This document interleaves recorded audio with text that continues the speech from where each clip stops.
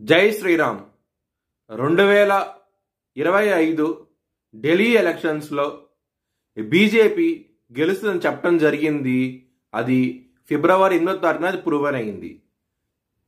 ఆ video link అనేది డిస్క్రిప్షన్లో ఇవ్వడం జరుగుతోంది. అది నిజమా కాదా అనుకుంటే కనుక మీరు ఆ వీడియో లింక్ ఓపెన్ చేసి చూడండి. 2022 నుంచి 2025 ఫిబ్రవరి వరకు మొత్తం 16 ప్రొడిక్షన్స్ అనేవి ప్రూవ్ అయ్యాయి. దానికి సంబంధించిన వీడియో లింక్స్ అనేవి కింద డిస్క్రిప్షన్లో ఇవ్వడం జరుగుతోంది. కుంభరాశికి అధిపతి శని. కుంభరాశిలో ధనిష్ట 3-4 పాదాలు, శతభిషం 4 పాదాలు, పూర్వభద్ర 1, 2, 3 పాదాలు ఉంటాయి. ఈ నక్షత్రం వాళ్ళందరికీ నేను చెప్పే వార ఫలితాలు వర్తిస్తాయి. ఈ వారంలో లగ్నాధిపతి అయిన శని 2వ స్థానంలో ఉన్నారు, రాహు 2వ స్థానంలో ఉన్నారు, శుక్రుడు 2వ స్థానంలో ఉన్నారు. కుటుంబ పరంగా ధనపరంగా ఇబ్బందులు ఉంటాయి. కుంభరాశి వారికి రావాల్సిన ధనం రాకుండా ఉంటుంది, చాలా ఇబ్బందికరంగా ఉంటుంది. మీరు శనికి తైలాభిషేకం చేయించండి. శనివారం పూట మీకు మంచి ఫలితాలంటూ ఉంటాయి.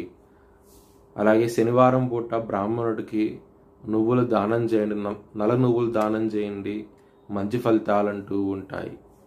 ఎవరైనా సరే విదేశాలు వెళ్ళాలనుకుంటే కనుక ఈ సమయం అనేది అసలు అనుకూలించడం లేదు, మీకు ఇబ్బందులు ఎక్కువగా ఉంటాయి.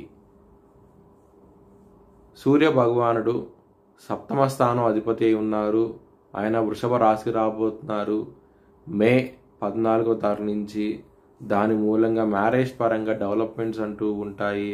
ఎవరికి వివాహం ఉంటుందో వివాహం అయ్యే అవకాశాలు ఎక్కువగా ఉన్నాయి.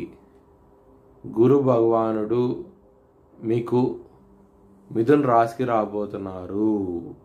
చాలా చాలా సంతోషమైన విషయం ఇది.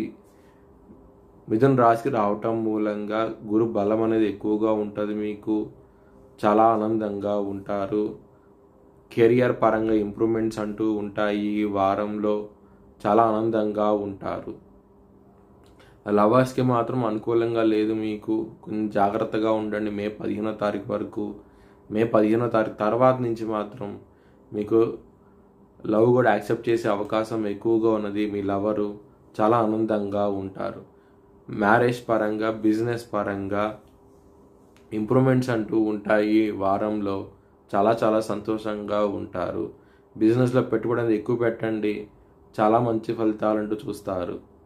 ఎవరైనా సరే అప్పు ఇస్తే కనుక అది వచ్చే అవకాశాలు చాలా తక్కువగా ఉంటాయి. శత్రుత్వాన్ని కొని తెచ్చుకున్న వాళ్ళు అవుతారు. కొంచెం జాగ్రత్తగా ఉండండి. కుజు భగవానుడు నీచబడ్డాడు, బలం తక్కువగా ఉన్నాడు. కర్కాట రాశులు నీచబడి ఉండటం మూలంగా శత్రువులతో మాత్రం జాగ్రత్తగా ఉండండి. ఇండైరెక్ట్గా అటాక్ చేస్తారు మిమ్మల్ని. జాగ్రత్తగా ఉండాల్సిన అవసరం ఎక్కువగా ఉన్నది. సుబ్రహ్మణ్యాష్టకాన్ని చదువుకోండి. కుజు భగవాన్ నీచబడ్డాడు కాబట్టి. మీ భవిష్యత్ వివరాల కోసమై హెచ్ఎల్ఎన్ జ్యోతిష్యాలయాన్ని సంప్రదించండి.